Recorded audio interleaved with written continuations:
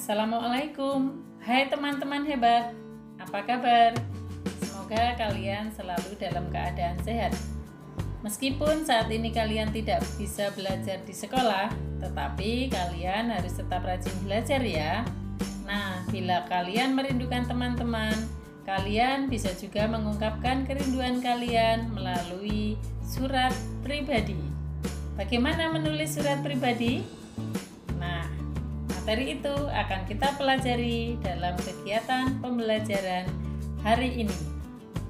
Materi menulis surat pribadi merupakan pembahasan dari kompetensi dasar menulis surat pribadi dan surat dinas untuk kepentingan resmi dengan memperhatikan struktur dan kaidah kebahasaan serta isi teks yang merupakan materi pelajaran bahasa Indonesia kelas 7 pada semester genap.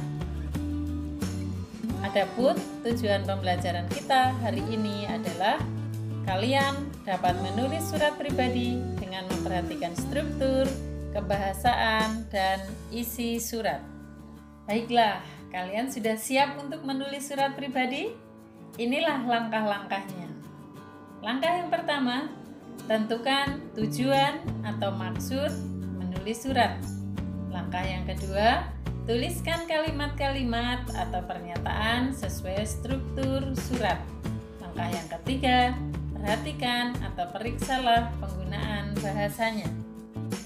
Baik, agar kalian dapat menulis surat pribadi dengan benar, kita akan mempelajari kembali, akan mengulas kembali mengenai struktur surat pribadi.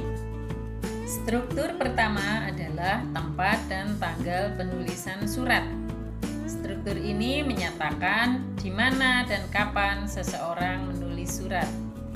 Teknik penulisannya, nama tempat diawali dengan huruf kapital, diikuti tanda koma, kemudian baru menuliskan tanggal, bulan, dan tahun. Struktur kedua adalah alamat tujuan surat. Pada struktur ini, kalian dapat menuliskan nama teman atau saudara yang kalian kirimi surat, diikuti dengan alamatnya secara singkat, karena ini merupakan alamat bagian dalam surat, jadi tidak perlu dituliskan secara lengkap seperti dalam amplop surat. Struktur ketiga, salam pembuka. Seperti halnya dalam komunikasi lisan, biasanya kita mengawali pembicaraan dengan mengucapkan salam. Nah, surat pribadi pun diawali dengan salam, misalnya Assalamualaikum, salam rindu, salam sejahtera, dan lain-lain. Struktur keempat adalah paragraf pembuka surat. Pada struktur ini, kalian bisa saling menyatakan atau menanyakan kabar, atau bisa juga menyampaikan pengantar untuk memasuki isi surat yang sesungguhnya. Nah, dalam contoh paragraf pembuka surat ini terlihat bahwa si pengirim surat menyatakan bahwa dia sudah cukup lama tidak bertemu dengan temannya yang bernama Nita, yakni pihak yang dikirimi surat. Kemudian dia menanyakan bagaimana kabarnya dan menyampaikan berita bahwa dia dan keluarganya di Jogja dalam keadaan sehat walafiat. Selain itu, dia juga berharap agar keluarga Nita juga dalam keadaan yang baik. Struktur yang kelima adalah isi surat. Pada bagian inilah si pengirim surat dapat menyampaikan maksud atau tujuan mengirim surat secara jelas dan lengkap. Tetapi tetap harus diingat, selalu gunakan bahasa yang santun dan kata-kata yang baik dalam mengungkapkan maksud surat. Dalam contoh ini, terlihat bahwa si pengirim surat bermaksud meminjam novel, tetapi dia tetap menyatakannya dengan santun. Boleh ya, segera kirimkan novelnya kepadaku. Struktur yang keenam adalah paragraf penutup surat. Seperti terlihat dalam contoh, bagian ini berisi pernyataan penutup surat, berupa harapan untuk dapat saling berkirim surat kembali, permohonan maaf, ucapan terima kasih, dan pernyataan singkat mengenai isi surat yang telah dikirimkannya. Ada awal, pastilah ada akhir. Ada hidangan pembuka, ada pula hidangan penutup. Struktur ketujuh dalam surat pribadi adalah salam penutup.